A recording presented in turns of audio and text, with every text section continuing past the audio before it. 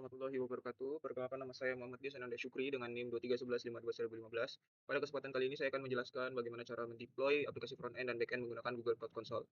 Di mana layanan yang saya gunakan untuk mendeploy aplikasi front end yaitu Google Cloud App Engine dengan nama layanan Muhammad Dias 2311 Untuk langkah pertama mendeploy aplikasi front end, kita perlu mengaktifkan Cloud Shell, kemudian kita clone eh, aplikasi front end yang telah diberikan oleh asisten dosen melalui link GitHub. Kemudian dihasilkanlah program sebagai berikut. Kemudian pada aplikasi frontend ini kita diperlukan menginstal beberapa dependencies terlebih dahulu. Yang pertama itu kita perlu menginstal legacy PeerDeps, kemudian kita build aplikasi frontend yang menggunakan sintaks npm run build. Setelah kita build aplikasi frontend, kita perlu mendeploy menggunakan sintaks cloud app deploy. Yang dimana ada hasil dari sintaks ataupun langkah-langkah deployment ini hasilnya bisa kita lihat pada laman App Engine di bagian service, yang dimana muncul nama layanan yang telah kita inputkan di app YAML berdasarkan nama dan NIM, yaitu, dan jika kita tekan nama layanan yang telah kita buat, itu muncul laman aplikasi front end yang telah kita deploy dan bersifat public. Kemudian kita lanjut untuk deployment aplikasi backend ya. Yang pertama kita perlu membuat aplikasi backend secara manual di VS Code menggunakan Express.js dan juga Course untuk middleware-nya. Kemudian setelah kita selesai membuat, kita perlu mengupload ataupun mempublish ke GitHub, lalu kita mengclone aplikasi backend tersebut di Cloud Shell ini.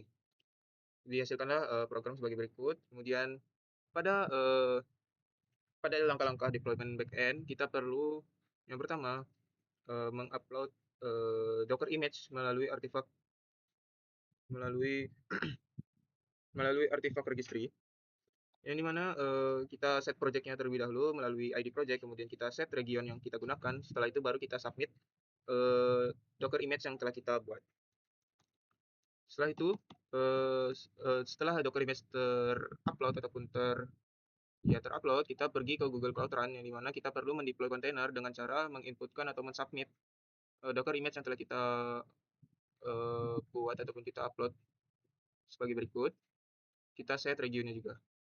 Hasil dari deploy container ini dihasilkan nama service sesuai dengan folder yang telah kita clone. Lalu pada laman ini kita bisa mendapatkan URL ataupun link dari backend yang telah kita deploy bersifat public, yang dimana hasilnya itu bisa kita lihat sebagai berikut.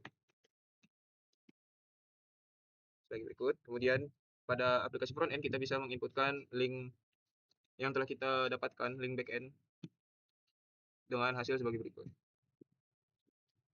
Nah, pada aplikasi front end kita memiliki beberapa fitur yang bisa kita gunakan. Contohnya saja kita bisa melihat ataupun menambahkan list to do baru, task baru yang perlu kita laksanakan, seperti membuat video CC, membuat video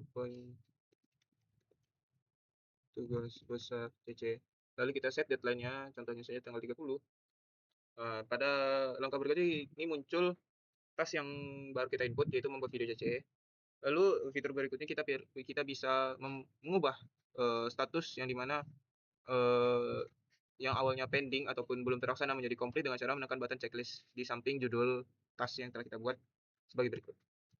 Maka task tersebut teridentifikasi sebagai komplit, dan kita bisa menghapus task tersebut jika sudah kita laksanakan dengan menekan button logo sampah yang ada di kanan.